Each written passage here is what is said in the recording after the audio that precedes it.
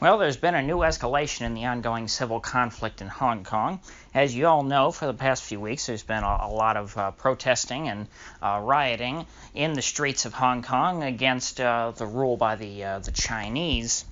A lot of media has really, tried to trace this back to the extradition bill, which was kind of the spark that set off this most recent flare-up in Hong Kong tensions, but there's been a lot of tension there for a long time. It's just been sort of bubbling under the surface. Obviously, when a country which was never ruled by the Communist Party of China in its thousands of years of history gets handed over to the communists in the 1997, I believe it was, you're going to have a lot of people who are none too happy about that.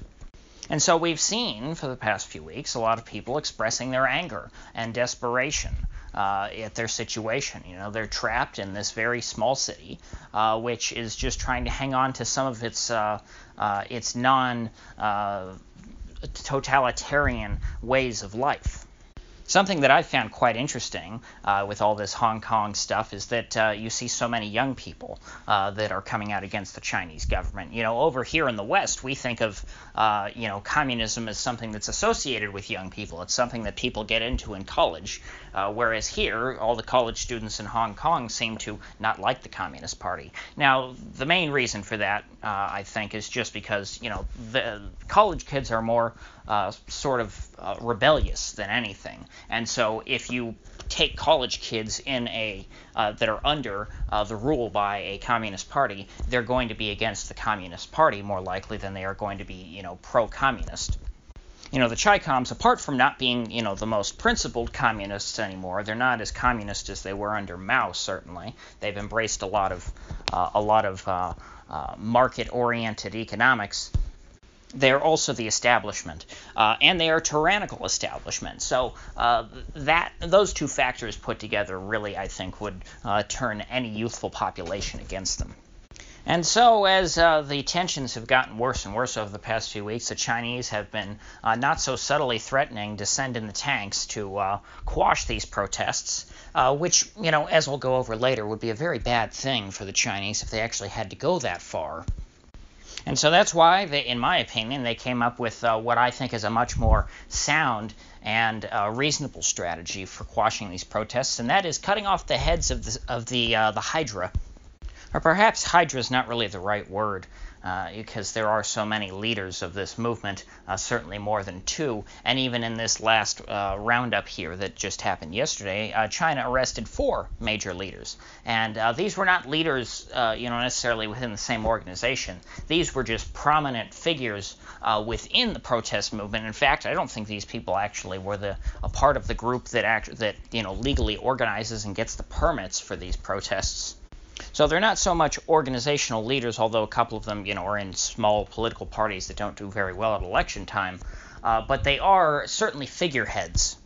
And so their 4 names are Andy Chan, Nathan Law, Agnes Chow, and Joshua Wong. And they were all arrested in really different ways. They weren't arrested in a traditional, sense that we would understand here in the West. They were arrested in a much more Eastern Bloc kind of style, to where mysterious men, in unmarked uniforms and unmarked cars just sort of pulled up and kidnapped them out of nowhere.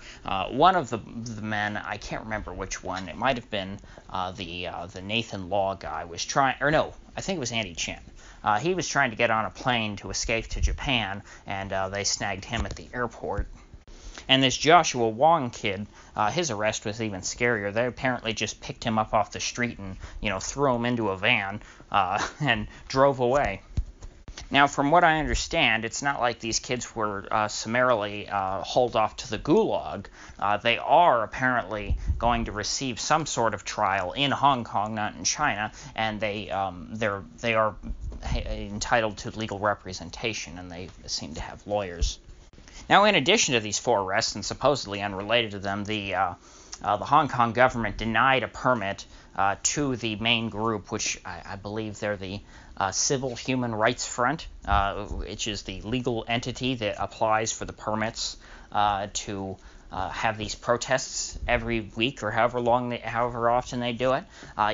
Their permit was denied, so the group put out and said, hey, we like to keep everything legal.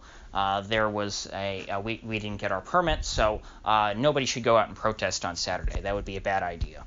And so officially, the protests are canceled for this week. And Saturday was supposed to be, a really, really big protest. This was going to be a major turning point, from what I was hearing, in this whole Hong Kong protest movement, this recent flare-up. And it also would have been a serious test to the Chinese if they were really willing to send in the tanks.